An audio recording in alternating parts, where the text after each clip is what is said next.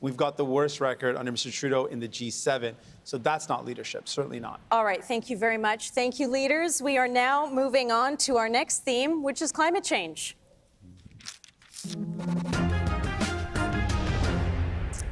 All right, this time we're starting with a question from Trevor McMullen. He is a high school teacher in Lunenburg, Nova Scotia. He's standing by. Trevor, what's your question? Hey, good evening. As leader, what immediate actions would you take to make green technology more accessible and affordable so that everyday Canadians don't have to bear the financial burden of being environmentally ethical? All right. Thank you, Trevor. Leaders, you've heard Trevor's question. Ms. Paul, I apologize. Ms. Paul, you're going first. Thank you so much for that question. And, Trevor, that's exactly where your head should be at. That's where all of our heads should be at. How can we use this opportunity to seize the moment to create a green economy? How can we incentivize every single person in Canada, every company, and every enterprise to adopt green technologies? How can we become a global leader? And so, absolutely, if you look at our platform, you will see that we propose incentives all the way from buying electric cars, new and used, to retrofitting homes, to all of these items that will help make life easier for you and help for you to do your part. But this is a national and international issue. We need national leadership on it, and we need it across party lines. Thank you, Ms. Paul. Mr. Singh. Thank you. Thank you, Trevor. I really appreciate the question. And I'm sure you speak to a lot of young people as a teacher and are seeing the fear in their eyes, the worry and the desperation that young people have because they don't know what type of future they're going to inherit. And they're worried about the impacts of the climate crisis because it's hurting us now, and it's only going to get worse if we don't do anything about it. And to invest in that future, we need to make choices. And right now, we look at the choices Mr. Trudeau has made over the past 6 years. He has promised to end fossil fuel subsidies, but instead of ending them, he has increased them to $900 million per year. That is money we could spend on investing in clean technology, in making it easier for people to access that technology and to do our part to fight the climate crisis. So it's a matter of choices. We can't afford another 4 years of Mr. Trudeau's choices. Thank you, Mr. Singh. To you, Mr. O'Toole. Thank you for the question, Trevor. I was raised by two strong women who were teachers, and they told me to be straight up. This is an area where the Conservatives, we had to win back some trust. We hadn't met the expectations of Canadians on climate change. It's an important issue for me as a father of a high schooler, and we talk about it all the time. That's why in April, long before the election, I put out a substantial package pricing carbon to meet our Paris targets. And what's interesting, our low carbon savings account will allow people to actually make green choices to lower their carbon footprint. This approach is innovative because it would allow all Canadians to know what their carbon footprint is and make those innovative investments to lower it. I think we all have a role to play, and our plan is detailed and we'll deliver on it. Mr. Blanchet. Thank you to be with us, sir. I hope you appreciate a little bit blunt answers. First, you put a ceiling on any production of oil and gas. You take all the money that the federal government is placing into that industry, even more by the Liberals than the Conservatives before, and you put that into green energy. And you take the money for Trans Mountain and you give it to Alberta for Alberta to initiate its own transition toward a greener economy. This is the way to do things, because if we don't do that and keep dreaming about reducing gas emission while increasing production, we will never get there. Thank you, Mr. Blanchet. Mr. Trudeau. Thank you, Trevor, for your question. And from one teacher to another, I know that you need to ground your decisions and what you share with your students in science. And all these leaders on here have various claims about what their climate change plan is going to do. Unfortunately, if you look at what the experts and the climate scientists and the economists have said, we're the ones with the strongest plan to fight climate change. And how to answer your question specifically, how to make it more affordable for Canadians? Well, the first thing we did on that was bring in a national price on pollution that incentivizes businesses to go cleaner at the same time as it puts more money in families' pockets. We are going to put a cap on oil sands and oil and gas emissions and decline it until net zero and create those opportunities and investments that are going to make it more affordable for you and your students for many years to come. Thank you, Mr. Trudeau. Thank you, Trevor. Have a good evening. I'm turning it back to the leaders. It is time for more debate. The draw has Mr. Trudeau and Mr. O'Toole facing off. Your topic is climate change. Even today, 1 in 4 Canadians don't believe that climate change is caused by human activity. How can we achieve real progress when so many people are still debating the fundamentals? Mr. O'Toole, you begin. Climate change is a real threat, not only to Canada and to the world. That's why we have to take a serious plan to tackle it. That's why, as I said, we put our plan out in April, because we had to restore some trust on this issue to make sure we can show Canadians we can get emissions down and get the economy working again. That is key. We have a plan to meet our Paris targets, but minimize the impact on jobs and investment. We're also going to make major investments in electric vehicles, in the hydrogen economy, small modular reactors. There is so much we can do to get our emissions down, but grow a strong economy, because without a strong economy, we can't tackle climate change. We can't tackle the issues of today. The reality that Mr. O'Toole has never understood is you can't have a strong economy unless you tackle climate change. And you ask about how we're going to convince the quarter of Canadians who still don't think climate change is real. Well, Mr. O'Toole can't even convince his party that climate change is real, because they voted against that. And that's perhaps why his plan is so weak. His plan is to go back to the Harper targets, to the Harper approach on fighting climate change, which doesn't work. His costed platform, which he just put out last night, cuts $2 billion from climate investments and from things. And for our friends in BC, you have never made a target, has proposed to restore let him respond, Mr. Trudeau. Mr. Trudeau, let Mr. O'Toole respond to you, Mr. O'Toole. Thank you, Ms. Curl. The tanker ban. Mr. Trudeau always forgets one fact. He has never made a target for climate change. He has great ambition. That's part of the reason we're in an election in a pandemic, is his ambition. He doesn't have achievement. Well, he never meets his targets. So we have a plan that we will meet the targets and get our country back to work. Except for the fact that right now we are on track. Gentlemen, we have to wrap this segment. Over all right, we are moving on. We are moving on, leaders. Next up is Mr. Singh, Mr. Blanchet, and Ms. Paul. I'd like each of you to describe how you'll implement a national approach that best recognizes the significant regional differences involved in fighting climate change. You begin, Mr. Singh. You may jump in one at a time, please. Of course. Well, here's the thing. We just heard Mr. O'Toole and Mr. Trudeau argue about who's worse. And honestly, it's a tough question to answer. Let me tell you, you're not stuck with these two. Better is possible. We can invest in a clean economy. We can end fossil fuel subsidies. We can make sure we're creating clean transportation, and we can invest in provinces and territories to make sure they have the resources necessary to fight the climate crisis. I'm hopeful. I'm optimistic. I'm going to be a dad soon, and I want to make sure my child grows up into a future that has the same opportunities that I had, that has clean air, clean water, a clean place to live. I want to make sure that that's as far as I understand it, it is not a national or even less a regional issue. It is a planetary issue. And it has to be tackled by everybody at once. But I would be glad to give some of my precious time to Mr. O'Toole, because a week ago, a little more than that, he said in French that he did not want anymore to have a pipeline to go through Quebec. That was quite a statement. He said that in French, no more pipeline through Quebec. I want to hear that in English tonight. Please, please. Well, Mr. Hold on. This segment is... I'll take time. Quite frankly, this... We're not going to let that happen. This on the climate, this sort of approach is going to get us nowhere, and I mean but nowhere. It is, and the question was an excellent one. This is a global issue. This is a national issue. This is a nonpartisan issue, and we have got to be able to come together across party lines. I said that I was available for a debate just on the climate because it's that important, but we've invited many times all of the parties to join us in a joint cabinet, a cross-party cabinet, to deal with this the way that we dealt with the pandemic, together. People were so inspired to see these leaders come together in the early days of the pandemic. We have got to bring that same approach here. Let's come together, because that's what's needed. Thank you very much. I absolutely agree. We do need to come together. I can lay out what we shouldn't do and what we need to do.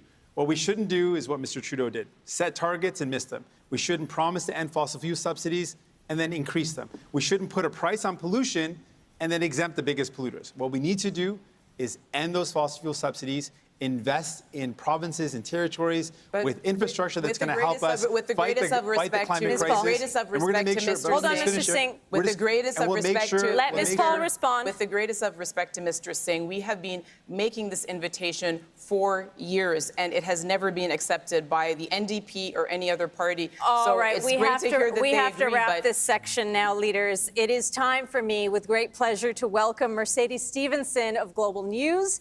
She is joining us now, and she's going to be asking each of you a direct question on climate change. This round starts with Mr. Trudeau. Hi, Mercedes. Hi, thank you so much for having me. Hello, candidates. It's a pleasure to have the opportunity to ask you about a question that is on a lot of Canadians' minds, the question of climate change. Mr. Trudeau, starting with you. On your watch, Canada's greenhouse gas emissions have gone up every year since 2016, giving this country the worst emissions reduction record in the G7. According to the most recent data from your government, Canada's emissions in 2019 were just as high as they were 15 years ago. Environmentalists say that your performance is insufficient. If you're so serious about climate change, why are Canada's emissions still going up? We inherited a government from a conservatives that did not believe in the fight against climate change, and we had a lot of catching up to do. But what we were able to do in 6 years is bring a national price on pollution, ban single-use plastics, move forward in protecting more of our coasts and oceans and rivers than any government in history. And we are right now on track to exceeding those 2030 targets set at the beginning at Paris, down to 36%. And we've gone even further with that, with a concrete plan that the experts have said is the only one that can achieve a 40% reduction. Which they say you're unlikely to meet. That is what we're dealing with. Okay, Mr. Trudeau. Mr. Blanchet. Madame. Your party often criticizes the oil and gas industry in Canada's western provinces. You've said that you would block pipelines trying to go through Quebec. While you were the environment minister, though, you allowed oil exploration and carbon-intensive projects without environmental assessment. So why the double standard, and what do you say to Canadians who feel that you're blocking their prosperity? There were three issues that have been raised since I've been into this election. First one is having reversed the 9B line of Enbridge, which had been reversed a few years sooner without any evaluation or anything. Second one is a project in Baie des Chaleurs, which already had been submitted to an evaluation, an environmental evaluation. And the other one was to have an environmental, I will come to that, evaluation after the exploration. This is all a build-up made by the previously environmentalist Stephen Guilbeault from the Parti libéral, which the Prime Minister did not even know about when he attacked me with it. My record is also having signed the carbon market with California, which is still considered the best way to tackle the gas emission through incentives and tariffs around, I wouldn't say the world, All right, at Mr. least North Blanchet, America. That is time. Mercedes, your next question. Mr. O'Toole, you're next. Under your plan, Canada would abandon its current climate target. Instead, you would settle for a weaker one. In fact, it's one set 6 years ago by Stephen Harper. World leaders are meeting this fall to ratchet up their commitments on climate change on the global stage, yet you would walk ours back. You've said that climate change is real and you've endorsed carbon pricing, but your target is the lowest of all of the major parties who are here tonight. Why should Canadians settle for your plan and a plan that would take our targets back in time? Because Canadians deserve to have a plan and leadership to make the targets. Mr. Trudeau went to Paris. The targets I'm talking about making are the ones he signed on to, and then for 6 years did not make them.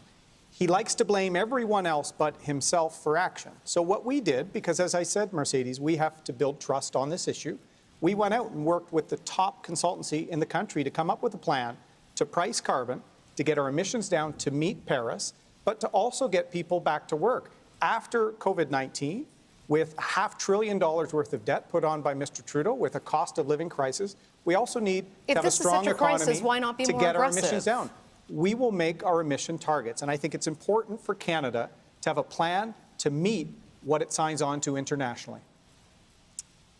Ms. Paul of the Green Party, obviously environment a big focus in your plan, calls for a 60% reduction in Canada's emissions by the year 2030. Other countries that are making that commitment don't face the same challenges that we do here in Canada. We live in a cold, northern, sprawling country, and our economy still relies on resource extraction, much of which you've said you would shut down completely in your platform. How would you offset the economic harm that would result from meeting such an aggressive target?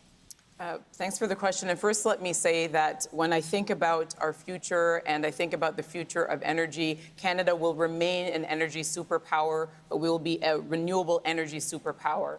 And I think about my brother who was a roughneck out on the oil patch until the bust during the pandemic. And I think about his future, and I know that we have got to diversify our economy. But I tell the people of Canada today that what happens next is really up to you.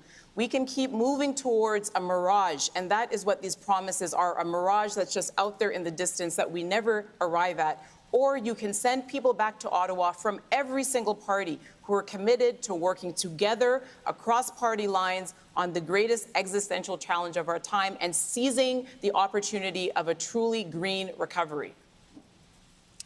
Mr. Singh, you accuse the Trudeau government of being all talk and no action when it comes to climate change, and yet you won't even give Canadians a straight answer on whether or not you would cancel the Trans Mountain Pipeline expansion. You've had years as NDP leader to develop a climate plan. Your platform has lots of big ideas and big targets, but almost no details on how you would get there. Don't you owe Canadians a clear answer on your climate roadmap, and will you provide one tonight? Absolutely, and I'm honored to do so. We've got a bold plan that's going to take a lot of courage, that requires lots of investment, because we know how serious this crisis is. And we know what we're up against. Unlike Mr. Trudeau, we're not going to blame previous governments. We know that in power, we have the power to make a change. And if we vote for the same things, we're going to get the same results. So I want Canadians to know you have a choice. We are committed to ending. What is your plan, sir? We'll lay some of it out. One of it is to end fossil fuel subsidies, use that to invest in clean energy. We would make sure we prioritize investing in electrified transportation. We would invest in retrofitting homes and buildings to reduce our emissions. There is so much that we can do. We are confident we can do it. But there is a cost if we continue down the same path of conservative or liberals who don't take this seriously. You have a choice. All right. Thank you. Now it is time for open debate. Mercedes is going to keep you leaders on theme. I'm going to keep you on time and make sure everyone has a chance to be heard. Ms. Paul, we're starting with you. Back to you, Mercedes. Thank you. Canadians want their government to fight climate change, but they also worry about the cost for their families. And we know there will be a cost to this. Why should Canadians trust your party to see us through this? There is a global green rush going on now to create the competitive green economy of the future. What the Greens don't want to see is Canada being left behind, because that is exactly what's happening. You know, I'm sure that the last candle maker was the person that had the market cornered on candle making, but if everyone has moved on to LED lights, then you're in trouble.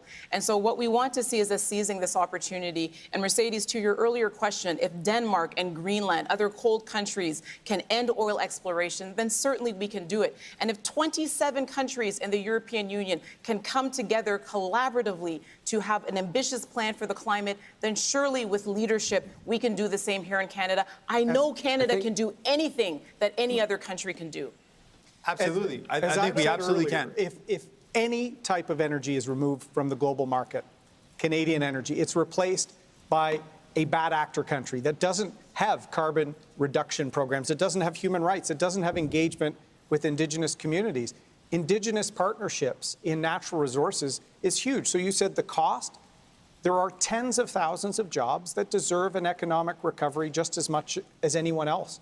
There are Indigenous partnerships, economic reconciliation, and a move towards a made in Canada net zero by 2050. So let's be leaders in getting carbon emissions down and being world leaders on how we have natural resources, whether it's energy, timber, rare earth minerals for EVs. We can be world leaders again. Let's talk about the cost. The cost of inaction is an entire town of Lytton being wiped out by a climate forest fire.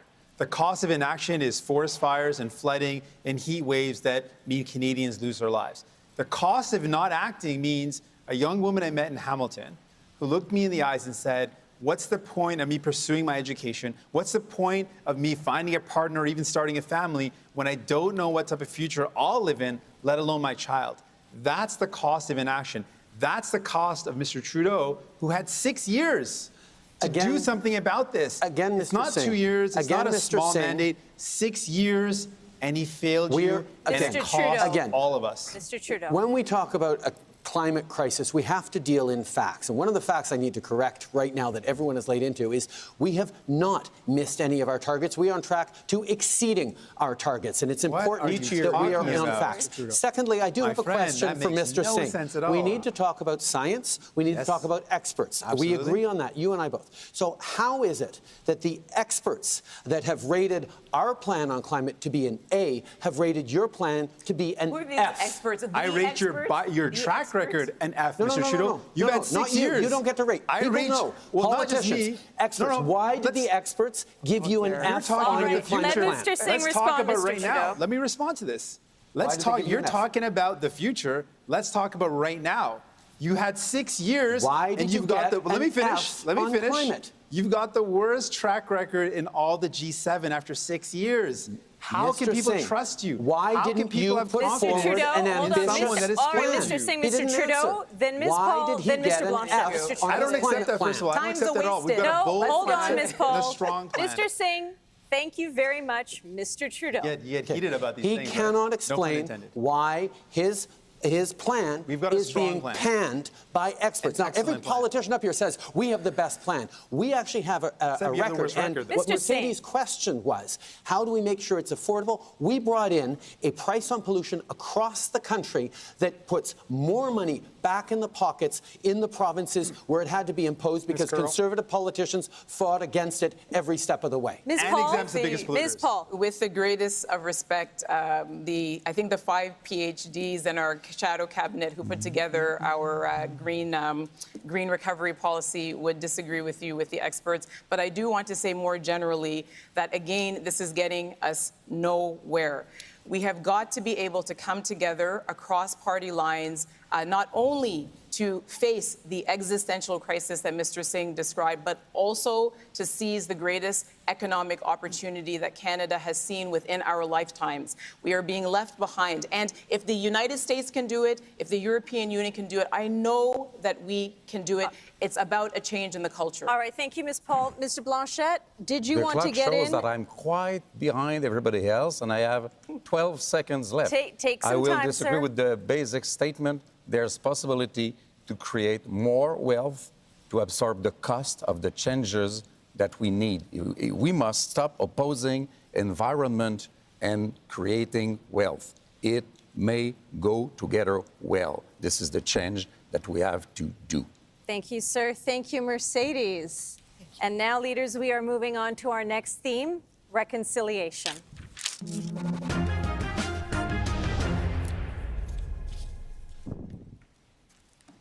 Now we are going to our first-time voter, Merrick McLeod in Sault Ste. Marie. He's got a question to all the leaders. Merrick, you're 18 years old. You're a first-time voter. What is your question to the leaders? Go ahead, Merrick. The leaders are listening. Ani Bojo. In the Ojibwe culture, trust and respect is key to any relationship. Oh, shoot. You got it, Merrick. Keep going. How can I trust and respect the federal government after 150 plus years of lies and abuse to my people? And as Prime Minister, what will you do to rebuild the trust between First Nations and the federal government? Thank you, Merrick. Leaders, you've heard the question. How do you respond to Merrick? Mr. Trudeau, you start this round. Thank you, Merrick, for your question. You're absolutely right. Over the past 150 years, Canada has failed in its relationship with Indigenous peoples. People who we should be working with in shared stewardship of the land, working with in partnership as we draw from the bounty and the beauty of this land to build a better future for all. That is why over the past 6 years, we have stepped up on the path of reconciliation. We have ended boil water advisories in 109 different communities. We have made sure that tens of thousands of young people get to go to school in better classrooms. We continue to move forward on fighting fighting for the missing and murdered Indigenous women and girls, and ensuring a true partnership as we move forward in respect. Mr. Blanchet? Your question is quite moving. I would say that no one is entitled to tell any nation what to do or what to think, and that every nation has to be recognized as such. Either it is a nation of 300 people, like there is in Quebec, or an 8 million people nation like Quebec is. It calls for a relationship between equals. It calls for a relationship in which nobody tells the other party that they are stronger, bigger, richer, and therefore you will do as you are told, even if we say it politely. And first, you provide clean water to everybody. Thank you, Mr. Blanchet. Ms. Paul? Yes, and thank you so much for the question, and I understand the anguish in it as well, because justice delayed is justice denied. And coming from a diaspora myself, where we have been robbed of our culture, of our languages, of our history, I have no idea where my ancestors were born or where they're buried. I completely understand how important this is and how frustrating it is not to have seen the action. I am tired of being up on these stages without Indigenous leadership here to speak for itself. Jody Wilson-Raybould, Mumalak Kalak, I'm thinking of you right now.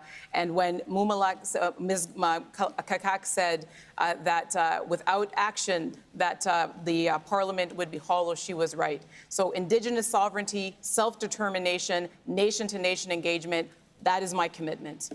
Mr. O'Toole? Mr. McLeod, thank you for the question. And the way you phrased it is so important.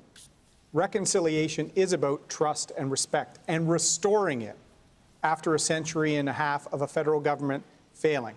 That's why, as opposition leader, my first question when I rose in the House of Commons was on a call to action on reconciliation with respect to Indigenous health. We need to build partnerships. We need to restore trust. And that trust is eroded when you make commitments on safe drinking water on reserve, when you make commitments on the calls to action in the Truth and Reconciliation Report and have no plan to fulfill them. So I want to build partnerships and have Indigenous leaders have governance over the federal government finally delivering on our commitment to Indigenous peoples. Mr. Singh? Thank you very much, Merrick. Thank you for your question. How to restore trust? How do you restore trust when Indigenous communities suffer injustice and it continues in an unbroken line to this very day? How do you restore trust when you've got a prime minister that takes a knee one day and then takes Indigenous kids to court the next? And how do you restore trust in a country as wealthy as ours, a G7 nation in the 21st century, that still does not provide clean drinking water to every single Indigenous nation? It starts by actually walking the path of reconciliation, not with the empty words, but real action, clean water, nation to nation, and respect. Okay, thank you, Mr. Singh. Merrick, did the leaders answer your question?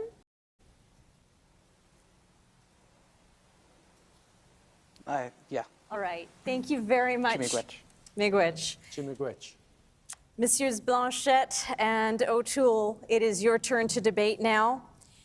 You've promised more money to search for unmarked graves, but so much more needs to be done to achieve meaningful reconciliation. Mr. Blanchet, you begin. Tell me, how are you better positioned than Mr. O'Toole to restore justice?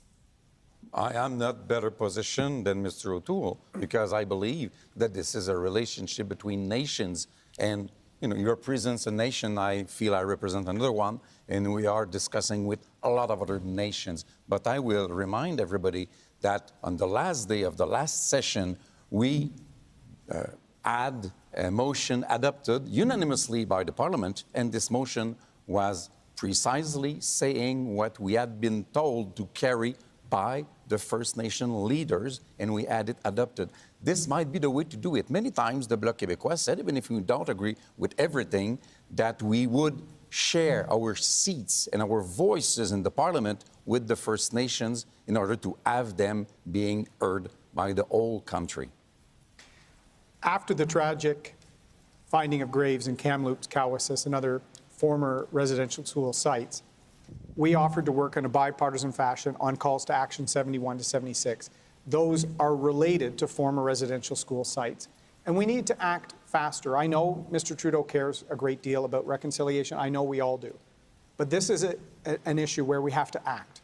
We can no longer say that we recognize the calls to action. We need a plan to achieve them. And what I'm proposing is a plan that builds partnerships, that builds governance, that has Indigenous leaders, incredible ones like Jody Wilson-Raybould, to allow us to actually hold ourselves to account.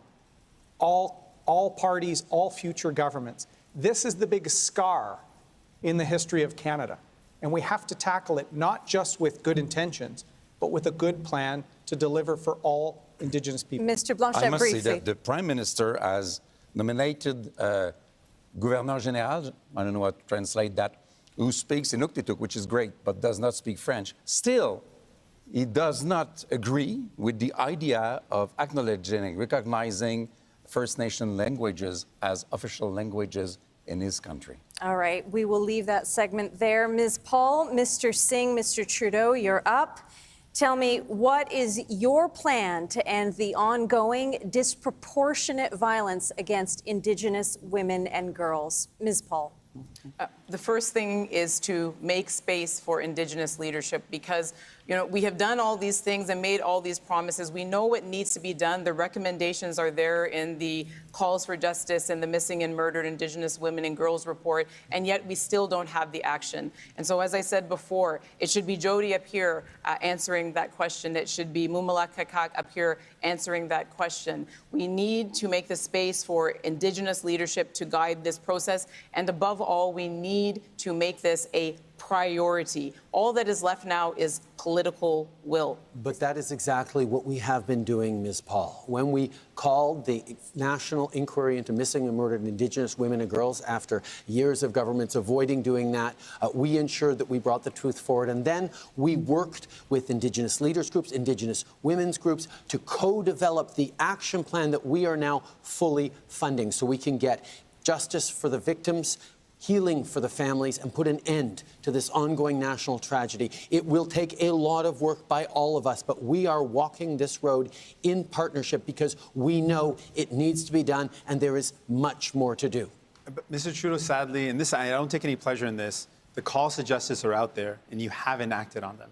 And I meant it when I said you can't take a knee one day if you're going to take Indigenous kids to court the next. That's not leadership. Mr. Singh, that's you not gonna love make things that better. line about taking Indigenous kids to court. It's actually not true. We have committed to compensating those kids who went through that. Listen, and what's more than that, this is important, Mr. Singh. No, you can't say you're not taking them to court when you're taking them to court. When you talk there about are kids out there that are being fought by you in court. Leaders, I would actually remind you the question is about violence against Indigenous women and girls. Let me recenter you on that. I appreciate it because he can't continue to say that. That doesn't make any sense. And Ms. Curl, I will say again, I said this last night in the French debate, this is why we need more diversity in politics. This is why we need people to be, who are most directly impacted by issues, to be able to speak for themselves, because we are drifting off into things. We have only dedicated 2 minutes to talking about how we are going to bring true justice to Indigenous women in this country. If we could stick to the topic. Mr. Trudeau. Ms. Curl, on this topic, and it was brought up in the earlier one,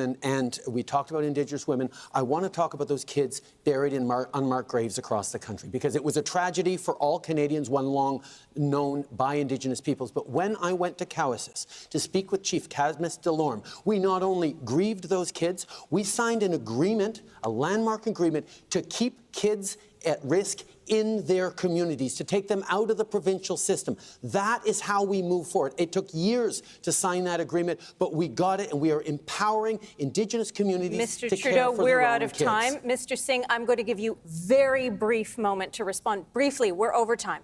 We need to implement all the calls to justice. We need to listen to Indigenous women and girls. We need to make sure that they're safe, and we have the steps that they've laid out that we need to follow. All right, thank you very much, leaders. Now I'm really pleased to welcome Melissa Ridgen of APTN News.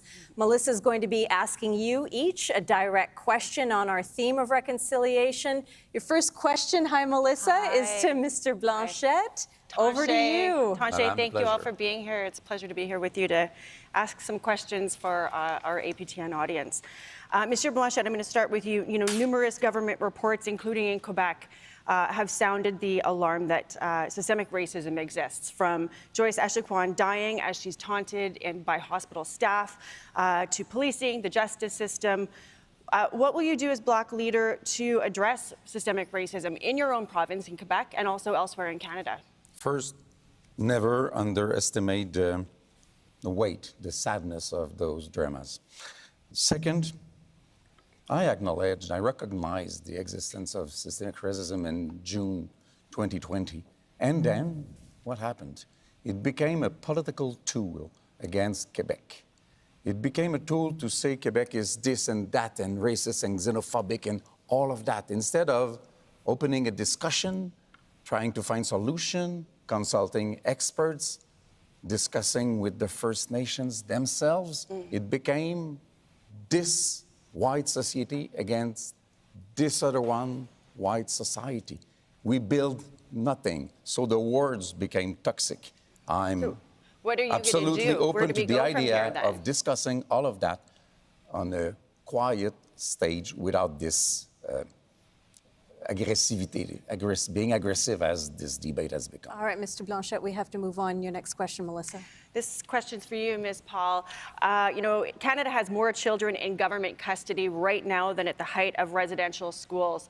New legislation, child welfare legislation, actually takes the onus on and puts it on the First Nations communities to bring their kids back, cleaning up the mess that Canada has created, essentially. And those children are going to have to be brought back to all of those same problems that still exist, that were the grounds for apprehension. What would you do in the House of Commons to make sure that poverty and trauma issues are addressed? Thank you very much for that question. And absolutely, we mentioned that not that long ago in one of our statements that the residential school system had been replaced by children in care, and that this was just perpetuating the legacy of trauma. It really comes back to what I said before, which is that the Indigenous leadership is there. It is ready to guide all of these processes. We have all of the recommendations we need. What we are missing is political will. What we are missing is those who have been in power for a very long time, making space for new voices and diverse voices. I actually had to pull my jaw up, which just dropped, when I heard what Mr. Blanchet said. I invited Mr. Blanchet to get educated about systemic discrimination. I extend that invitation again. I would be happy to educate him. It's nice to want to educate me. This is my time, sir. It is. Thank you. So nice time to insult people. That was not an insult. It was an invitation to educate yourself. This is Leader Direct Questions. There Melissa, should be Mr. some decency Blanchet. in this debate. Since I'm many minutes behind everybody else, there should be some Mr. decency Blanchet, you in have the had debate. every opportunity to It's jump your in an open responsibility, debate. not mine, but some things cannot and I am be said. fulfilling my responsibility, sir. Melissa, we're going to keep moving on. Is it my turn? It is your turn. Well, thank you.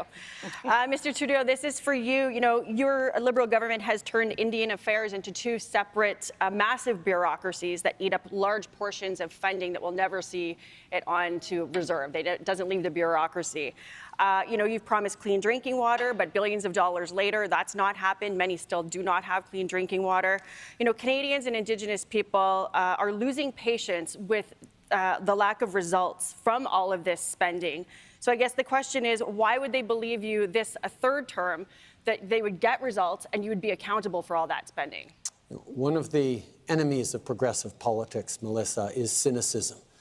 Is discounting the hard work that millions of people have been involved in over the past years. And yes, there's always more to do. Progressives always know there's more to do.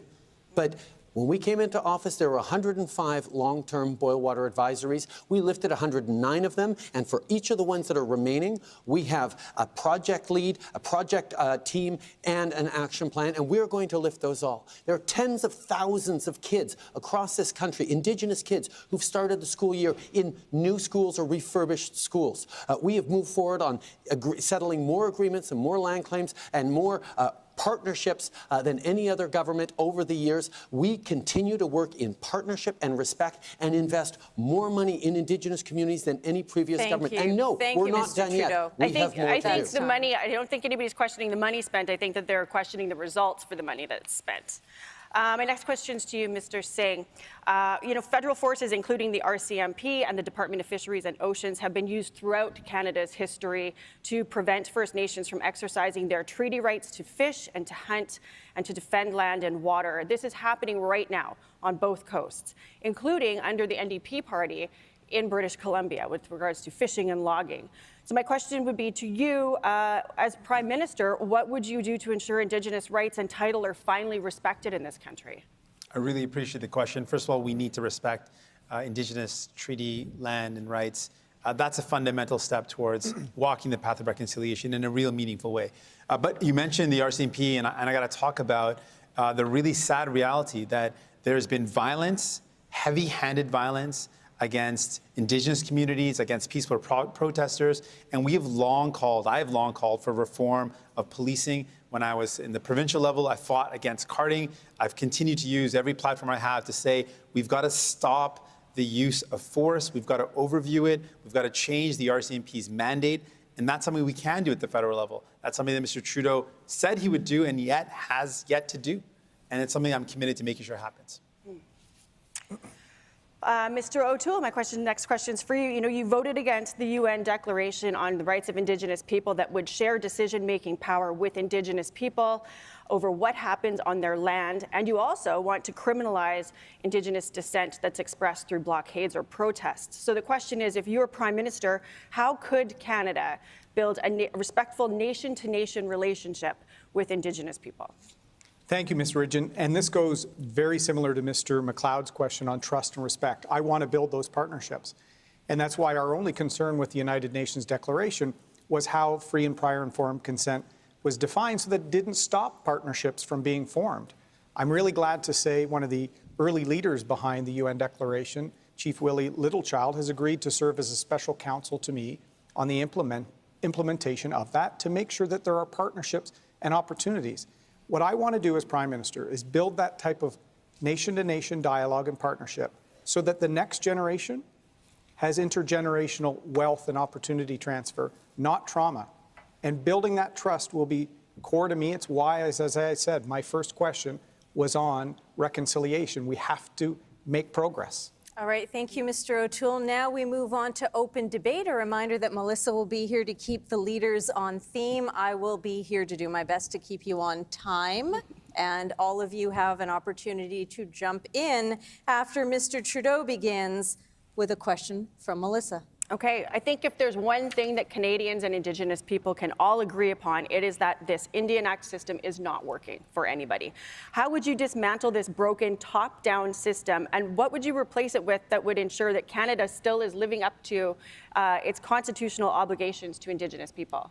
First of all, we are looking forward to dismantling the Indian Act. It is a commitment of ours, but it is not something that Ottawa gets to decide. And what replaces the Indian Act will vary from community to community as we live up to our obligations. And that's why over the years, as we've moved towards self-government, we have accompanied communities, some who want to start with health, some who want to start with education, some who want to start with economic development. Every community, every nation across this country gets to help define what its path is forward. We will be there to listen, to partner, to build a better future every step of the way. The way to go forward is to listen to leaders. And Mr. Trudeau ignored one that he had in his own cabinet, in Jody Wilson-Raybould. That was a huge lost opportunity.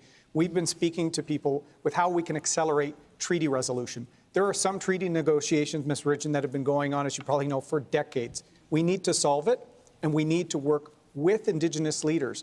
There's incredible Indigenous leaders in nonprofits, in the private sector, in industry, in academia, We need to use that governance capacity to finalize treaties and build partnerships. Absolutely. Because the best way forward is success for Indigenous peoples alongside their neighbors, alongside Mr. Singh and then Mr. Trudeau. I'm coming to you, Mr. Trudeau. I'll just jump in on this one point. I think absolutely the solution has to be Indigenous-led. And I think that's the starting point. And for a long time, we've seen that there's been a top-down approach that has to change. It has to be Indigenous people at the table. But I want to talk about the impacts, so just so we understand how severe this is, how the Indian Act is creating injustice and perpetuating injustice. I spoke to B, who's a young woman, a young girl who lives in Niskandiga. And she told me in her own voice, she said, I'm a 12-year-old girl and I'm fighting for clean drinking water. How does that make any sense? Those words haunt me to this day. I think about what 12-year-olds do, and they certainly aren't fighting for clean drinking water. That is a legacy. That is the impact of the Indian Act. I want to go back to what Mr. O'Toole has been saying, because he's very able at saying all the right things, but there are countless examples of him actually not living up to his words. We've seen him on a number of times during this campaign, but on Indigenous issues specifically, he says we need to listen to Indigenous peoples. Well, he proposed that he would raise the flags that are at half-mast for the kids in unmarked graves in residential schools. And he didn't talk to or listen to any Indigenous leaders when he made that decision. And that's something that is important and symbolic, but wouldn't cost a cent. How do we believe that he would be able to actually make the investments necessary? Hold on.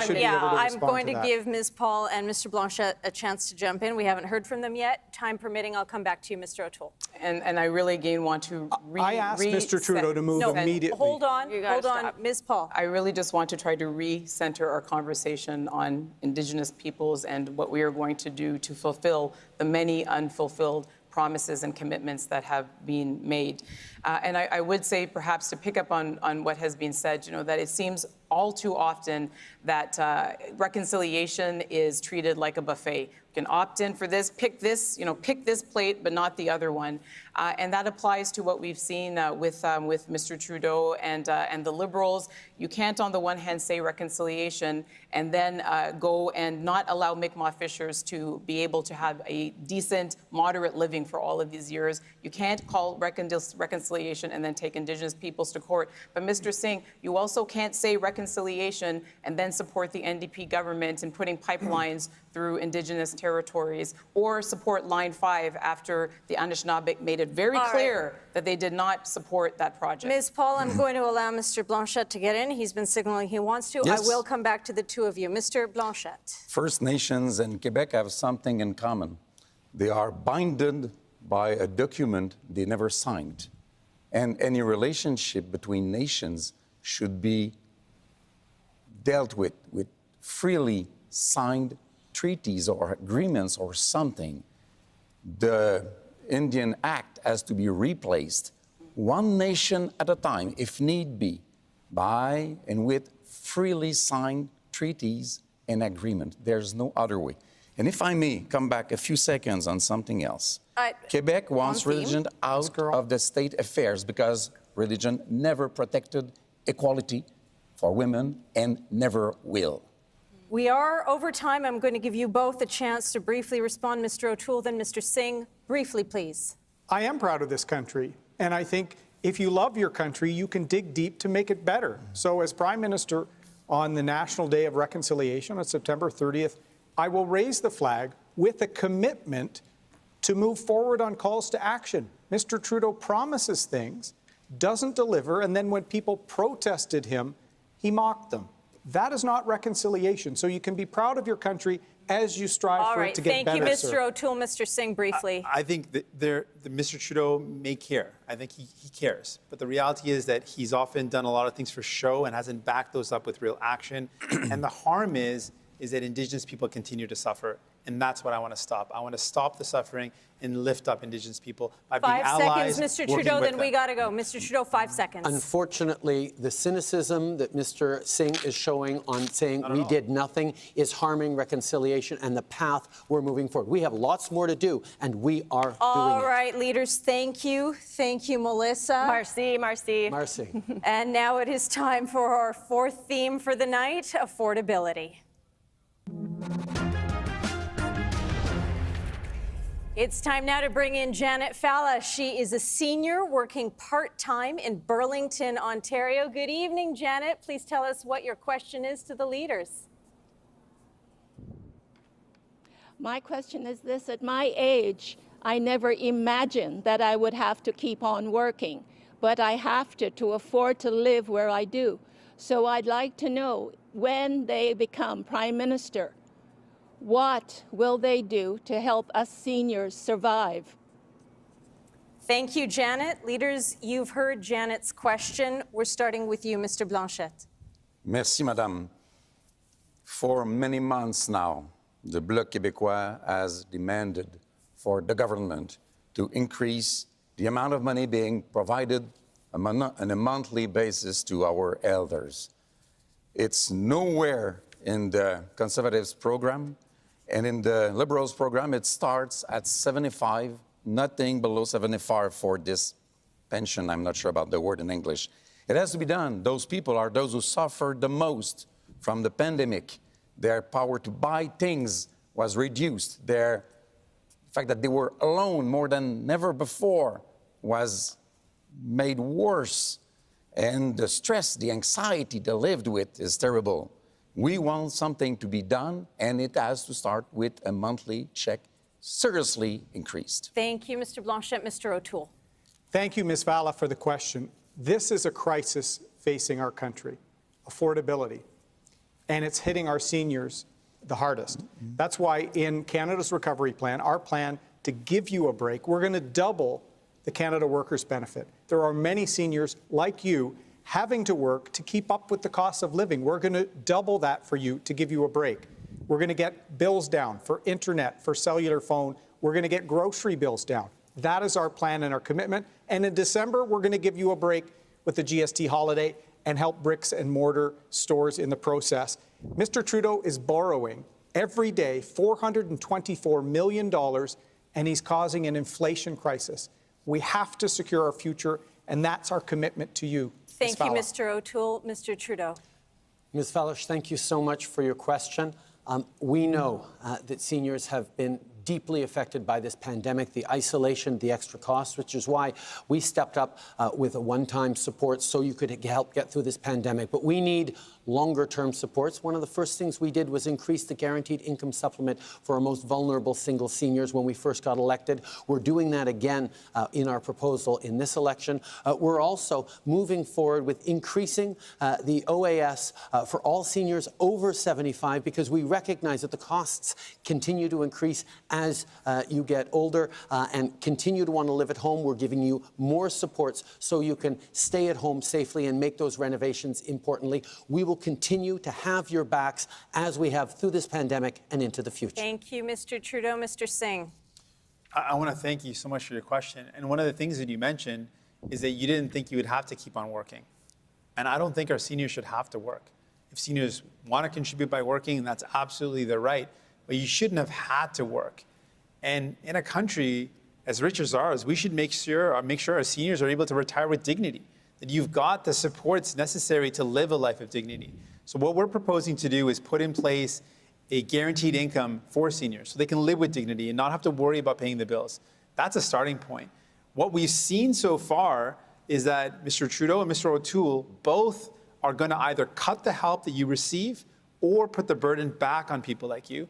We believe that the ultra-rich should pay their fair share for once and invest in you, invest in families, invest in people. Thank you, Mr. Singh. Ms. Paul.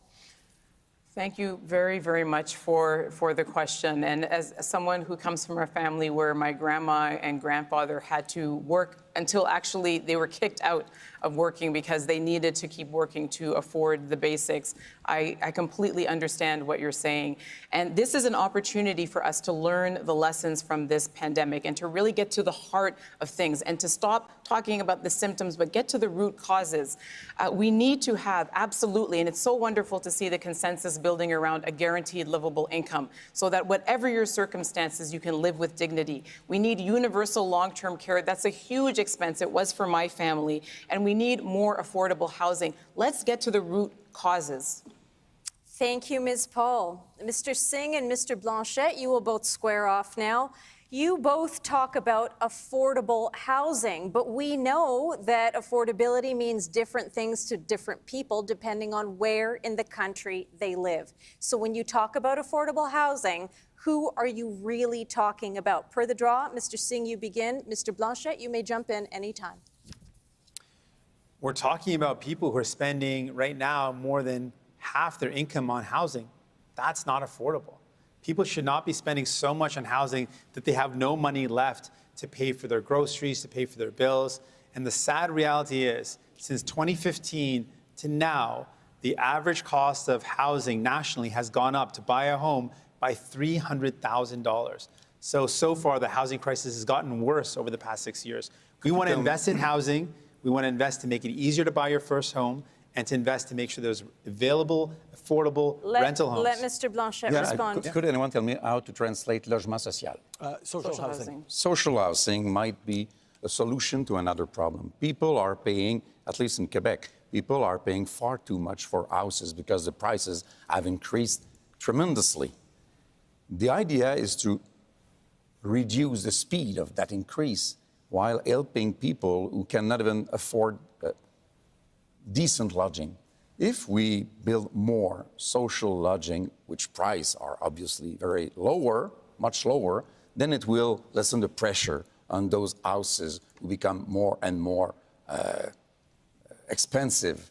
And it will help reduce this. I wouldn't speak about an inflation crisis, but I would speak about an inflation worry, which we must have at present times. So I believe one thing might be part of the solution for the other thing when we speak about housing. All right, Mr. Blanchet, that's time. I'm sorry, Mr. Singh, that's time. You speak about inflation, Mr. Blanchet, and that brings us to our next topic. So, Mr. O'Toole, Mr. Trudeau, and Ms. Paul, you're up. Inflation is at its highest level in a decade, and it is squeezing Canadians on staples such as groceries, gas, rent. What's your message to Canadians who are struggling to make ends meet? Per the draw, you begin, Mr. O'Toole. Well, unlike Mr. Trudeau, I will care about monetary policy because we need to keep inflation low. There is a crisis hitting families, and Mr. Trudeau seems completely oblivious to that. Bills are going up. There's a housing crisis, as we talked about, and he's making it worse with, as I said, almost $500 million of borrowing per day. There's real risks on the horizon. So we have a plan to get people work, get their bills down, give them a break. Canadians deserve a break and balance the budget over the course of the next decade. That's exactly what we need to fight against Mr. Trudeau's inflation. Try not to give families a break. Anyone. Ms. Paul. Try not to interrupt anyone. You know, it's just an excellent question. And if you come to my neighborhood of Toronto Centre, you will see those people living in inadequate housing. You will see people paying more than half of their income just for things like childcare. And you know, there's this expression in my culture where you talk about soon come. It's the things that you delay to tomorrow and tomorrow that should have been done today. This is soon come. Soon come is now. We have got to learn the lessons of the pandemic and make sure that we have a social safety net in place that lets everyone live with dignity. When we invest in our people, we are investing in our future, and this is the time for us to do that. It costs us not to do it. Over the past year and a half, I made a straightforward promise to Canadians that we would have your backs. And that's what we did. During this pandemic, we were there to support people. But at the same time, we need to continue that. That's why we've put forward a $10 a day childcare proposal that will save the average family in Toronto close to $10,000 more than Mr. O'Toole's approach on childcare, which he would cancel. We also put forward a national housing plan that will invest $4 billion to work with municipalities to create 1.4 million homes. Mr. O'Toole's plan let him respond, housing, Mr. O'Toole. Mr. Trudeau, let Mr. O'Toole respond. Sorry, let me just finish this. Mr. O'Toole's plan on housing gives $500 million on breaks to the wealthiest landlords and nothing for building new houses. The housing crisis has gotten worse under Mr. Trudeau, and months ago he fought against us trying to take foreign non-resident money out of our housing market. We've got a plan to get rental housing built. We've got a plan to get density, 1 million new homes in the next 3 years, with no and money to give on that first-time home buyers not a cent a break towards that, by a Mr. longer O'Toole. mortgage. And Mr. Trudeau, Canadians are worried you're going to be taxing their primary home sale. Your advisors have said it. Untrue. Your candidates have said it. It's on page 14 of his policy book. He's introducing a new tax on the sale of homes. Leaders, there will be more opportunity to speak about these issues. Thank you, because guess what? I'm bringing out Rosemary Barton of CBC News, and she's going to be asking you more direct questions and opening up more opportunities for debate on this theme of affordability. Hey, Rosie. Hey, Shanti, thanks, and good to see everybody. Appreciate you being here. Let's try and get some answers this time, shall we? Ms. Paul, I'll start with you. One of the plans that you've laid out to tackle affordability is a guaranteed livable income. You mentioned it just moments ago. Give people a set amount of money to deal with their lives. There was an expert panel in British Columbia just recently that said that that is not the way forward, that that actually is too complicated for the needs of our society, that the needs are too diverse. Why do you think this is still a policy worth pursuing? Guaranteed livable income is a policy whose time has come. We saw at the beginning of the pandemic how many people were thrown immediately into financial crisis because our patchwork system simply isn't working. There is a growing consensus. The members of the Liberal Party voted for it at their convention. The members of the NDP party voted it at their convention. 50 senators signed a letter calling for it. The time has come to ensure that everyone has the support that they need to live in dignity in this country. The parliamentary budget officer looked at guaranteed livable income. He examined the model in Ontario, and here's what he said. He said that it would lift half of the people who are in poverty now out of it, that it was affordable, and that it would not disincentivize work. This is the time for a guaranteed livable income. Let's do it together. That's time. Thank you. Mr. O'Toole, childcare, as you know, is a huge expense for families. You would scrap the deals that the Liberals have made with provinces, which drops fees by 50% immediately and creates spaces, and eventually will reduce fees to $10. Instead, you're proposing a tax credit that would reimburse just some families $6,000 a year. So what does your plan do to create spaces and lower fees? Because as you know here, it's not just about affordability, but also about access. It's about helping all families now, not in 5 years helping some. And our plan would help lower income families with up to 75% of the cost. Our plan will also help that nurse on shift schedules that has jobs in the evening, that needs flexibility. What we want to do is help all families get ahead and provide more support. But if the nurse can't find a spot, Mr. O'Toole, income. what does she do? If the nurse can't find a spot, what does she do with her children? This gives her as much flexibility as possible. If there's not one in her suburban community, there is no space in 5 years under Mr. Trudeau's program. We want to give families the tools to make the best decision for the position they're in now, to have ability to help them in their circumstances. Our plan will be immediate. It will help all Canadian families. Mr. Singh, you're promising to tackle skyrocketing housing prices. One of the ways is with that 20% tax on the sale of homes to foreign buyers. 2/3 of Canadian families actually own a home already. If you're successful at cooling the housing market, that would mean that people who have invested their life savings in their homes may not have it anymore. They're relying on that for their retirement. So what is more important to you? Helping younger people get access to the market, or allowing older Canadians who rely on the value of their homes to live? It's a really fair question. And when I spoke to people, I go door to door in my riding of Burnaby, people who've got beautiful homes. I ask them, what's the number one concern? They say housing. And I kind of look around at their house and say, well, you've got a home. They say, well, I'm not worried for myself. I've got a place, but I'm worried about my kids. And they're more concerned that their kids will never be able to find a home than their own circumstances, because they're okay. They are worried about their kids, and the reality is it is impossible for young people to even imagine buying a home, let alone renting a place that's in their budget. So we've got to get the big money out of housing. Young people, young families, professionals shouldn't have to compete. So your answer is that it is more important for young people to get into the housing market rather than protect people who have equity in their home We can do both. And our plan is that everyone's telling us the number one concern they have for their kids is that they're not sure they're ever going to be able to own a home. We want to change that. It's gotten worse with Mr. Trudeau. We're going to fix it. Thank you. Mr. Blanchet, nice to see you, sir. Seniors, as you were talking about off the top, they're really worried about the increased cost of living. You, as you said, have criticized the Liberals for increasing old age security only for those 75 and older. But statistics show time and again that older seniors are less likely to have employment income, and they actually have higher health expenses. So why should an increase in seniors go to all seniors instead of those who need it most? First, let's say that this prime minister is supposed to be the champion who fights against all kinds of discrimination. And he did create himself two classes of elders, seniors. What they want is for those between 65 and 75 to spend their private funds in the meantime. No, but I've just given you the example about why. I've just will, given you the example about why the government may have done that, sir. It's because people may who I are 65 to propose my own 75. answer, please? May I follow up, please? That those people generally stay employed and generally have fewer health costs. Those people have worked all their lives until 65 years old. They have paid for a pension that should be the same for everybody. And for some financial issues, the government creates two classes of seniors. It is unacceptable, and no calculation whatsoever should be so unethical. All right. Thank you, Mr. Blanchet. We are now moving to the open debate I just have a section. question for Mr. Trudeau, I believe.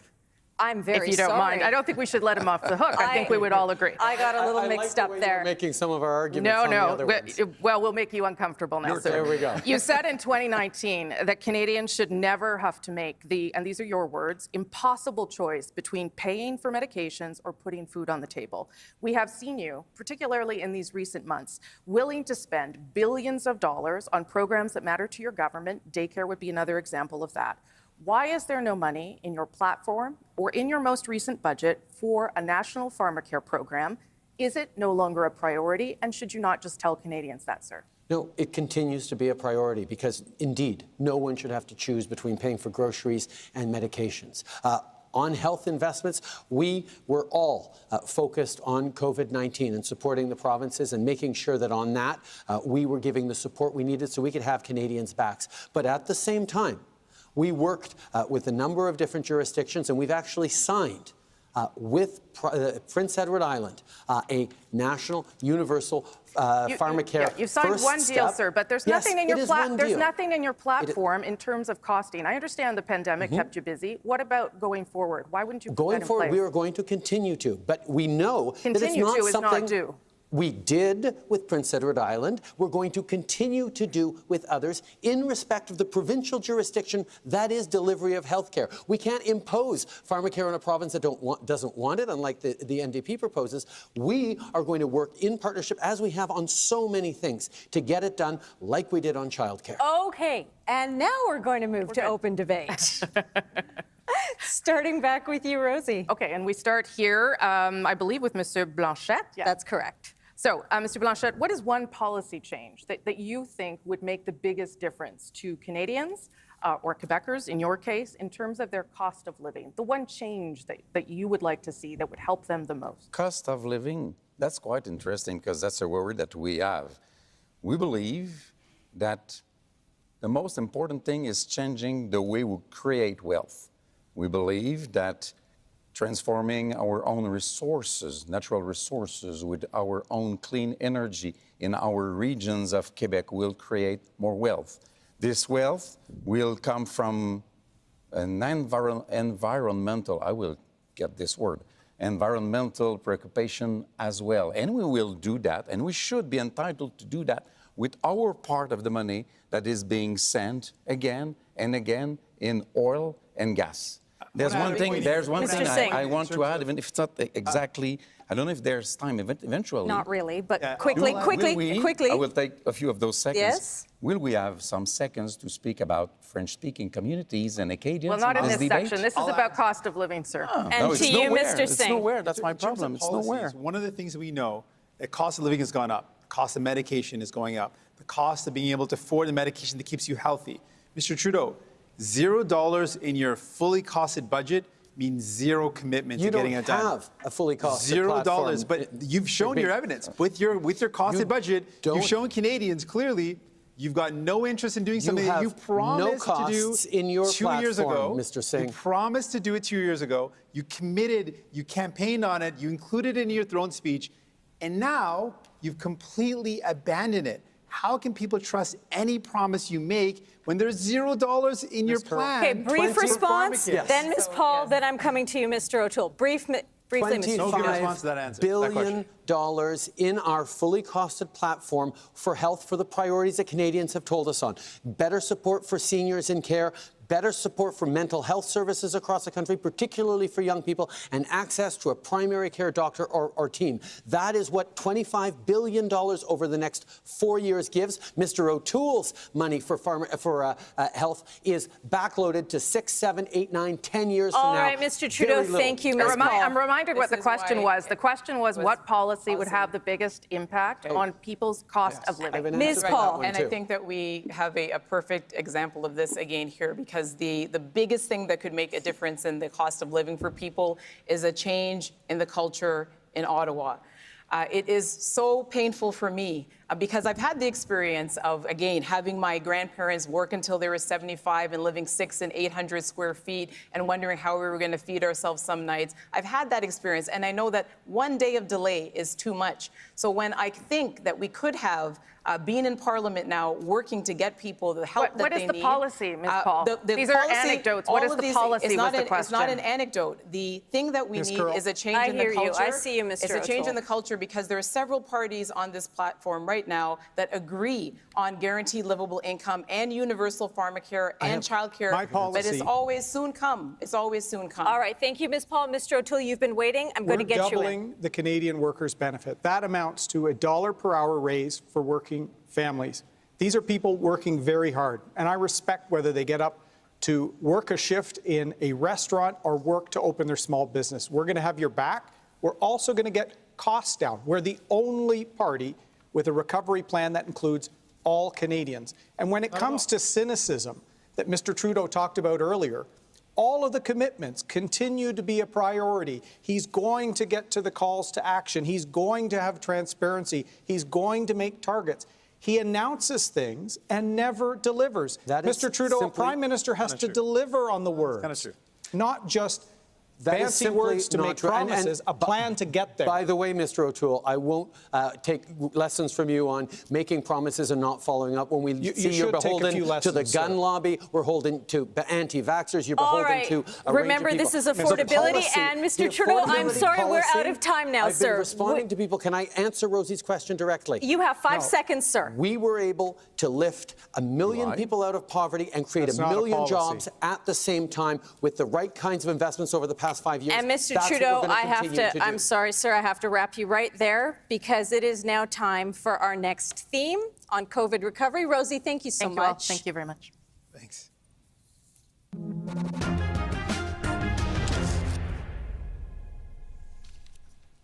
Okay, from Saskatchewan, Ethan Herman is standing by in Saskatoon. He's an undecided voter, and he wants to hear from you about COVID recovery. Hey, Ethan, go ahead.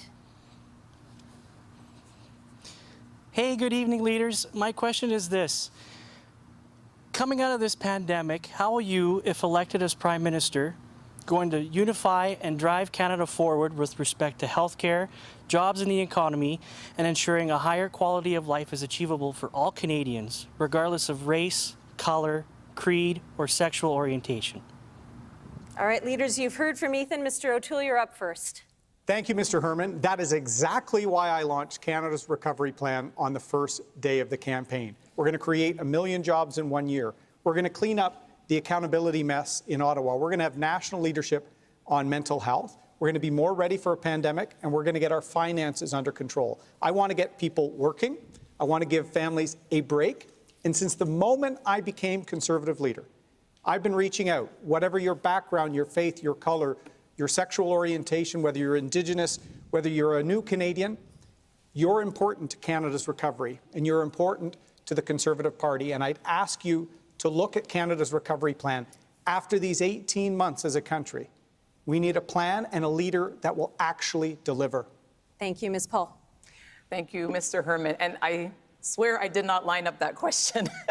He's not a ringer.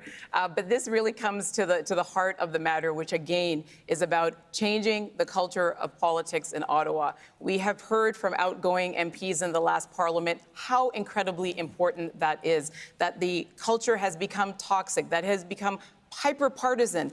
And, you know, there used to be a time, I worked as an intern in a nonpartisan way in the Ontario legislature. You know, you would make a fuss and question period, and then you'd get to work across party lines and committees to find the solutions to help people in Canada. And so we need less partisanship. We need more diverse voices so that we can get the access to the best ideas in a more cooperative and collaborative way. Mr. Singh. Thank you. Mr. Herman, thank you for your question. And your question touched on a number of things. Healthcare is something very near and dear to my heart. And we've seen in this pandemic that our healthcare system simply hasn't been there. It is not because of the pandemic. A lot of these problems were there from before. So our commitment is to invest in our healthcare system, to defend it.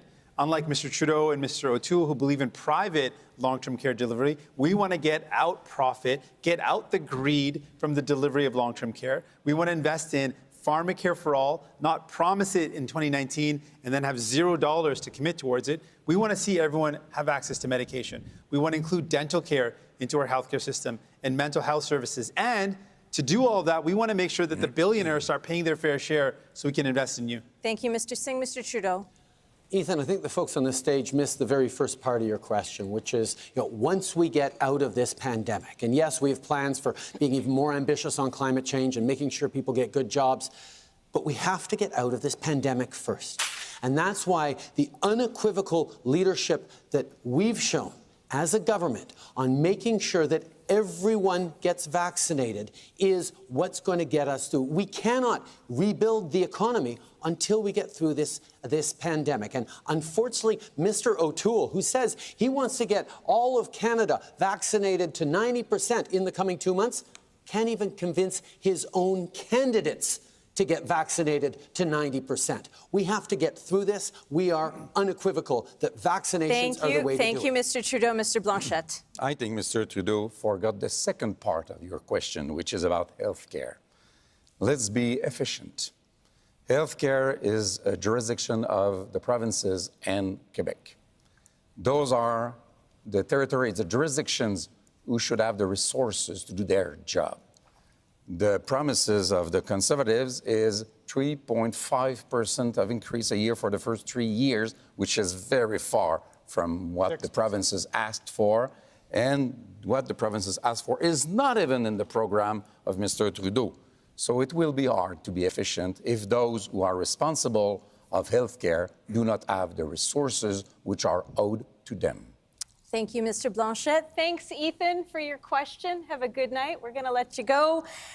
It is now time, Ms. Paul and Mr. Singh, to go face-to-face, starting with Ms. Paul. And I want to talk about Canada's parallel pandemic, the opioid crisis. Since it has taken hold, more than 20,000 Canadians have died, often in the shadows. This is an insidious killer that is tearing families apart. To both of you, starting with Ms. Paul, does the political will exist to confront it? We called many times during the last session of Parliament across party lines again for us to first recognize that this was a national health emergency and then to decriminalize simple possession because we know we need to end the stigma and create a national safe supply program. We asked every party to do it because 17 lives on average are being lost every day. We didn't hear anything from anyone. And it comes back to Mr. Herman's question about unity. Can we not unify on something like this where it's clear what we need to do? If we can't do that, then none of these other things are possible. And so that's what we have to try to do. We definitely need to respond to this crisis with everything we have. We've long called for it to be declared a national public health emergency. And what we know is the approach that has been taken for decades simply doesn't work. The approach of arresting someone, putting them through the criminal justice system, putting them in jail does not make communities safer, and it doesn't help people. So we have been saying, and I believe very firmly, we need to provide healthcare responses to people that are dealing with addiction. We need to make sure we are doing everything we can to secure a safe supply. We need to look at the evidence and say really clearly, if there is any step we can take that'll save lives, We've got to take it. So there's a lot so to many do, but does people the that political lost their will lives. exist to do it? That is exactly the question. Is there the political will? There is, Will we on all, behalf of New there Democrats. doesn't seem to be, because we need a national Well, I safe got the supply will. program. We wanted it before Parliament dissolved, and here we are, and lives will be lost in my riding of Toronto Centre probably today because All of right, it. Ms. Paul, I have to wrap you there. It's good to hear, Mr. Singh, that it is at least coming from you. Mr. Trudeau, Mr. Blanchet, Mr. O'Toole, this round to you. Starting with Mr. Trudeau. During the pandemic, Canadians watched in horror the suffering of their most vulnerable and frail loved ones in long-term care. What if tomorrow you had to place a family member in a long-term care facility? Would you do it? Beginning with you, Mr. Trudeau, Mr. O'Toole, Mr. Blanchet, you may jump in. Tomorrow is my mum's 73rd birthday, so that is certainly something we're reflecting on, but she's doing wonderfully right now. We won't have to make that decision right now. Don't worry, Mom. The reality is we've heard from seniors across this country who've been tremendously worried through this pandemic, and family members worried about that. We know that the conditions of work for the people who are in those long-term care homes are often dictating the conditions of care for seniors, which is why we propose to hire 50,000 new personal support workers, working with the provinces with the money for that. Also increasing the minimum salary to $25 an hour for people who care for our elders and most vulnerable. Because so if you had to put mom happens. in long-term care, you would do it? I would make sure that, yes, that they are people who are properly well cared and that there is enough of a proportionate. Mr. And that's where we will work with the provinces to deliver exactly that, because we put real money forward. Thank you, Mr. Trudeau. Mr. O'Toole. This is where we need partnerships for long-term care for the CHSLD in Quebec. We're going to have a $3 billion fund that the provinces can draw on for infrastructure upgrades to long-term care. That's in addition to our record, almost $60 billion commitment over 10 years to the public health care system. Universal access with no conditions. We need to partner with the provinces, not create fights. And long-term care, learning from the gaps in the first part of this pandemic is something we need. And I have to address... Would you put a loved one in long-term care Absolutely. tomorrow, I have Mr. a grandmother in one, and we've been in touch with her. But I have to touch on what Mr. Trudeau said about the recovery. We have to get through the pandemic first. Why did you not have that approach to the election, Mr. Trudeau? We're in the fourth wave. Everything in the recovery relates to getting out of the pandemic first. Why didn't we work Blanchet, I'm going to let Mr. Blanchet in. You have had 4 minutes more than I did. So now I think it's enough. The debate is almost over. Some dads and some moms don't have to worry. They will have the money, of course. Some do. And in order to give them the care they need, the care they deserve, those responsible for those cares, provinces and Quebec, should have, without conditions, because it is their responsibility, their knowledge, their expertise, the resources required. When the Army came in Quebec, they wrote a report afterward. What did they say? They did not say Quebec is not good enough to take care of its seniors. They said they lacked resources. They lacked the money. Thank you, Mr. Blanchet. Leaders, we are starting to get at, we're running out of time. I am sorry, Mr. Trudeau, you've had the most time tonight. I'm sorry, Mr. Trudeau. We are now moving on to our final journalist of the night. I am welcoming Evan Solomon from CTV News. He's going to be putting questions to you on COVID recovery, starting with Mr. Singh. Hey, Evan. Hi, Shachi, and hi, leaders. Good to see all of you. Mr. Singh, I'll start with you, sir. Your pandemic recovery plan is uncosted. You have no plan to balance the books, but you promised to pay for your expensive promises, new programs like universal dental care with taxing the super rich and taxing corporations. What specifically would you do to create the 1 million jobs you're promising and make sure Canada stays competitive? We have the only credible plan that's not going to cut help to Canadians, that's not going to put the burden back on the same people that have struggled. We're the only ones on this debate table now can say clearly we would tax the billionaires. We would make sure companies like Amazon start paying their fair share so we can invest in those new jobs, so we can invest in people. Left to Mr. Trudeau or Mr. O'Toole, they are going to put the burden back on you. They've already started. Mr. Trudeau has already started by cutting the CRE, cutting help to people. But what new I programs, believe, sir, specifically? Well, I believe in making sure we invest in pharmacare, we invest in dental care, we invest in retrofitting homes and buildings. In doing this, we're going to lower the cost of living, help people save money, but also create jobs by investing in the future economy, the economy of the future. All right, Mr. Trudeau, to you. Only 4 months ago, you released a budget that was billed as a pandemic recovery program, a plan that had $101 billion of new spending. Since then, COVID numbers are up, growth numbers are down. Now you got a new plan that adds $78 billion of new spending, essentially rendering your last budget out of date. How do Canadians trust that these new massive spending promises will not just keep growing in another few months? And what do you say to the next generation who say, how are we going to pay for this? Well, first of all, I made a promise during this pandemic to have people's backs. Every time I came out of my house early on in the pandemic to talk directly to Canadians, I told them I'd be there for you. And that's exactly what we've done. And it wasn't just being there for people because we're nice, although of course we are. It was being there because that is the best way to ensure a strong recovery. Now, yes, our budget showed our ambition for this country, including with $10 a day childcare that Mr. O'Toole is planning on ripping up. But it also shows a responsible fiscal track. And even with our fully costed platform that is even more ambitious on the fight against climate change, on housing, on supports for people, the debt of our country as proportion of the GDP continues to decrease. Yes or no? Is it important to have a plan to balance the budget because you don't have one? Yes or no? It is important to stay fiscally responsible, and that's what we're doing. Our debt continues to decrease as a share of our GDP. We got to move on. Ms. Paul, to you now.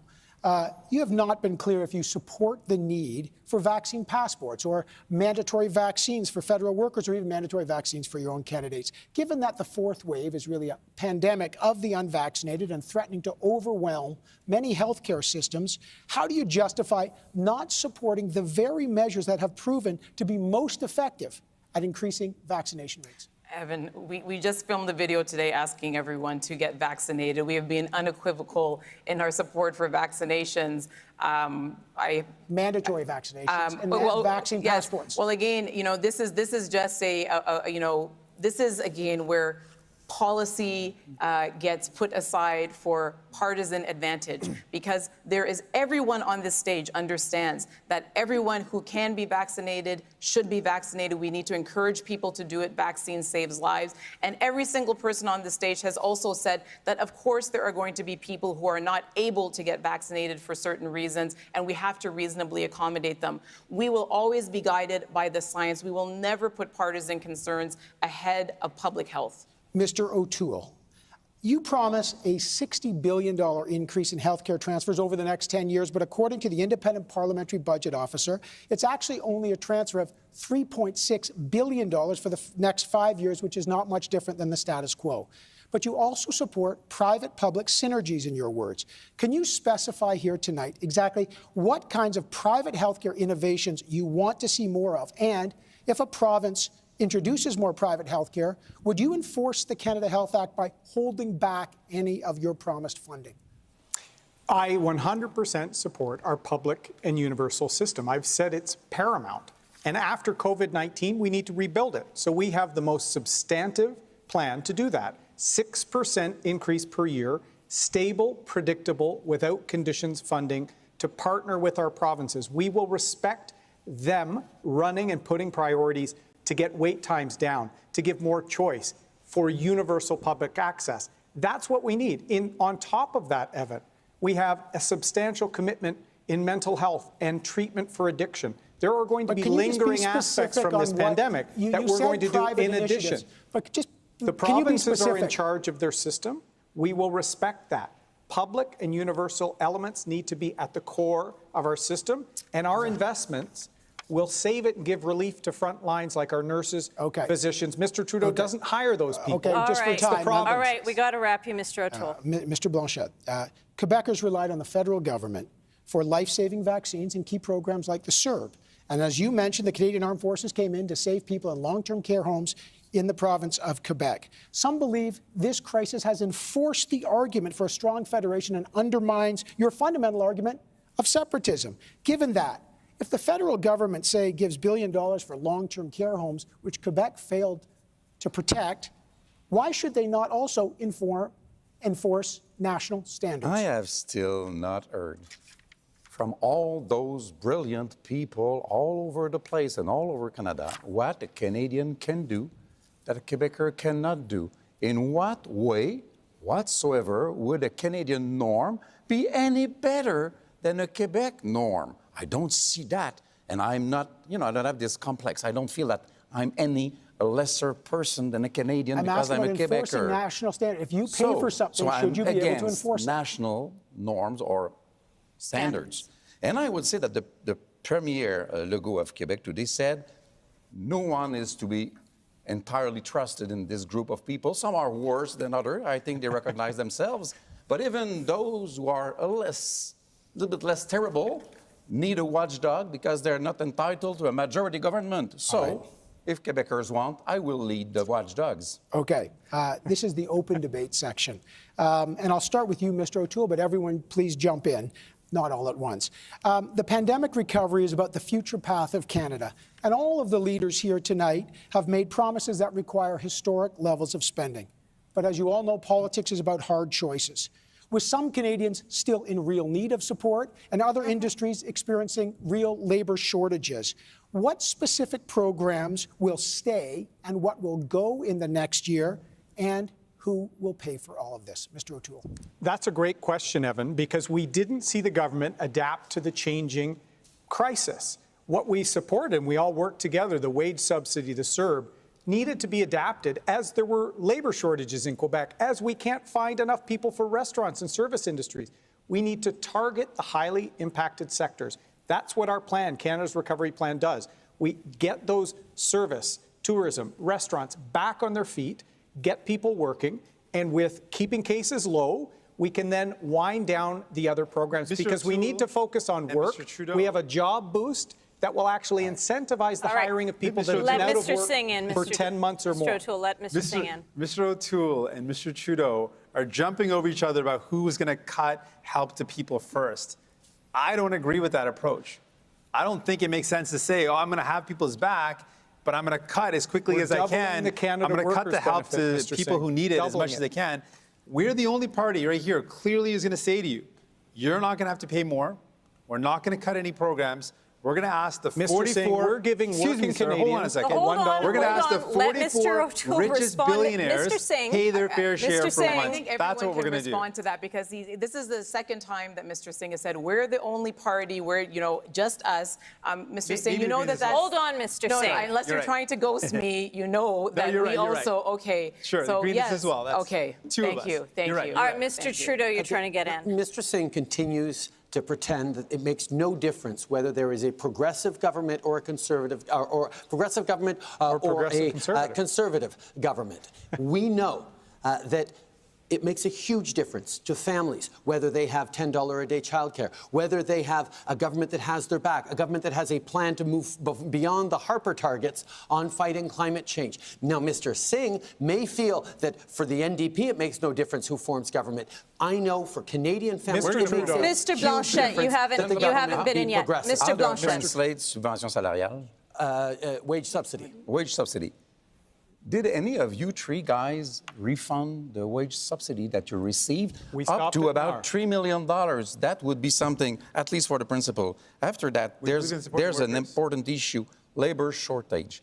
They are promising jobs. They should be promising workers. Yes. We need people to work. And that raises the question of productivity. This is the most important issue, and some programs should be turned toward that issue. Mr. O'Toole. In this pandemic election that Mr. Trudeau called, after everyone asked him not to, he says he doesn't worry about monetary policy and inflation.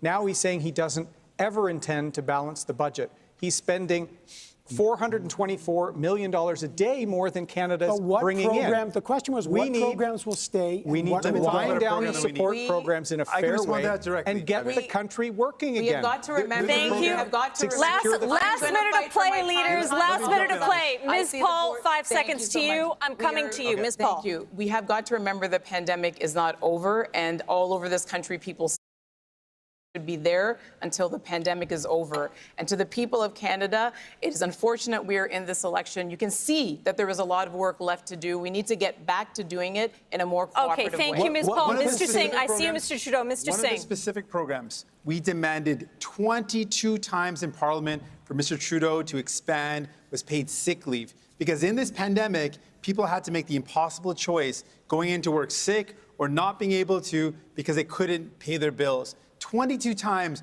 over 18 months, we demanded an expansion, and Mr. Trudeau said no to you and said no to your family. Last word to you on this, Mr. Expanding Trudeau. sick leave to 10 days of paid sick leave for federal industries. Now, in the election, and this is important, you have seen tonight the extreme differences between the perspectives of these parties. Leaders, we need Canadians to make the right choice so we that can is move it. forward together. We're out of time. Evan, thank you. Leaders, thank you for your participation tonight. That's it for the English Language Leaders Debate. Voting day is September 20th. Get your ballots. Make sure you're registered. On behalf of the Leaders Debate Consortium, I want to thank the crew, the producers, everyone who made this happen. I'm Shachi Kurl. Good night.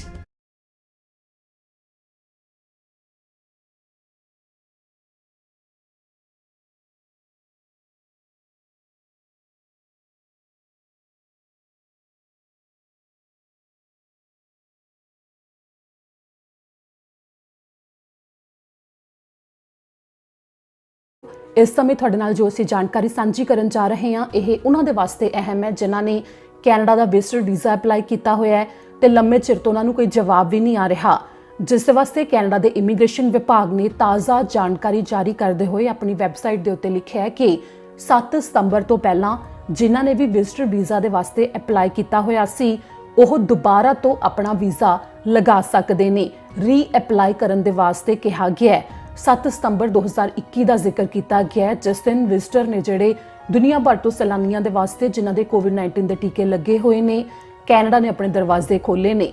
ਤੇ ਨਾਲ ਹੀ ਇੱਥੇ ਜਦੋਂ ਜਾਣਕਾਰੀ ਸਾਂਝੀ ਕੀਤੀ ਗਈ ਹੈ ਤਾਂ ਲਿਖਿਆ ਗਿਆ ਕਿ ਜਿਹੜੀ ਪਹਿਲਾਂ ਤੁਸੀਂ ਫਾਈਲ ਲਗਾਈ ਹੋਈ ਸੀ ਵਿਜ਼ਟਰ ਵੀਜ਼ਾ ਦੇ ਵਾਸਤੇ ਉਹ ਆਪਣੇ ਆਪ ਵਿਦਡਰਾ ਹੋ ਜਾਵੇਗੀ। ਜਦੋਂ ਤੁਸੀਂ ਨਵੀਂ ਫਾਈਲ ਅਪਲਾਈ ਕਰ ਦਵੋਗੇ ਤਾਂ ਉਸ ਨੂੰ ਵਾਪਸ ਲੈਣ ਦੇ ਵਾਸਤੇ ਤੁਹਾਨੂੰ ਦੁਬਾਰਾ ਤੋਂ ਕੁਝ ਵੀ ਅਪਲਾਈ ਕਰਨ ਦੀ ਲੋੜ ਨਹੀਂ ਪਵੇਗੀ। ਇਸ ਦੇ ਨਾਲ ਹੀ ਵਿਜ਼ਟਰ ਵੀਜ਼ਾ ਦੀ ਫਾਈਲ ਜਿਹੜੀ ਤੁਸੀਂ ਪਹਿਲਾਂ ਲਗਾਈ ਹੋਈ ਸੀ ਉਸ ਦਾ ਜਿਹੜਾ ਨੰਬਰ ਹੈ ਉਹ ਤੁਸੀਂ ਨਵੀਂ ਫਾਈਲ ਦੇ ਵਿੱਚ ਜੋੜਨਾ ਹੈ ਤੇ ਜੇਕਰ ਤੁਹਾਨੂੰ ਉਹ ਨੰਬਰ ਨਹੀਂ ਵੀ ਮਿਲਿਆ ਹਜੇ ਕੋਈ ਫਾਈਲ ਨੰਬਰ ਨਹੀਂ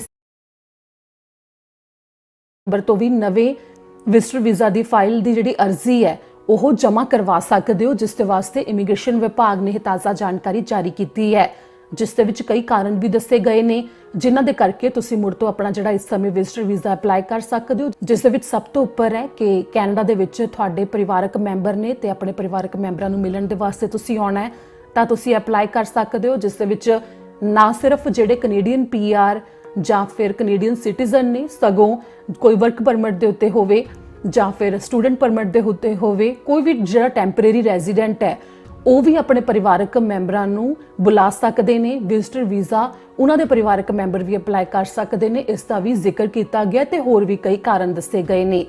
ਜਦੋਂ ਇਹ ਜਾਣਕਾਰੀ ਸਾਂਝੀ ਕੀਤੀ ਗਈ ਹੈ ਤਾਂ ਉੱਥੇ ਵੀ ਕਿਹਾ ਗਿਆ ਹੈ ਕਿ ਇਸ ਦੀ ਕੋਈ ਗਰੰਟੀ ਨਹੀਂ ਹੈ ਕਿ ਜਿਹੜੀ ਤੁਸੀਂ ਪਹਿਲਾਂ ਵਿਜ਼ਟਰ ਵੀਜ਼ਾ ਵਾਸਤੇ ਫਾਈਲ ਲਗਾਈ ਸੀ ਉਸ ਦੀ ਫੀਸ ਵਾਪਸ ਮਿਲੇਗੀ ਜਾਂ ਨਹੀਂ।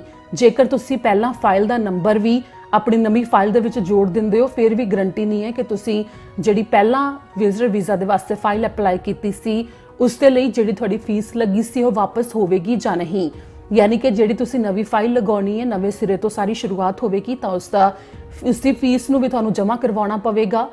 ਇਸ ਸਮੇਂ ਇਮੀਗ੍ਰੇਸ਼ਨ ਵਿਭਾਗ ਨੇ ਆਪਣੀ ਵੈਬਸਾਈਟ ਦੇ ਉੱਤੇ ਇਹੋ ਤਾਜ਼ਾ ਜਾਣਕਾਰੀ ਜਾਰੀ ਕੀਤੀ ਹੈ। ਇੱਥੇ ਜ਼ਿਕਰਯੋਗ ਹੈ ਕਿ ਲੰਮੇ ਚਿਰ ਤੋਂ ਜਿਵੇਂ ਕਿ ਵਰਕ ਪਰਮਿਟ ਵਾਲੇ ਤੇ ਨਾਲ ਹੀ ਹੋਰ ਵੀ ਉਡੀਕ ਕਰ ਰਹੇ ਨੇ ਕਿ ਕੈਨੇਡਾ ਦਾ ਵੀਜ਼ਾ ਅਪਲਾਈ ਕੀਤਾ ਹੋਇਆ ਸੀ ਪਰ ਕੋਈ ਜਵਾਬ ਨਹੀਂ ਸੀ ਮਿਲ ਰਿਹਾ।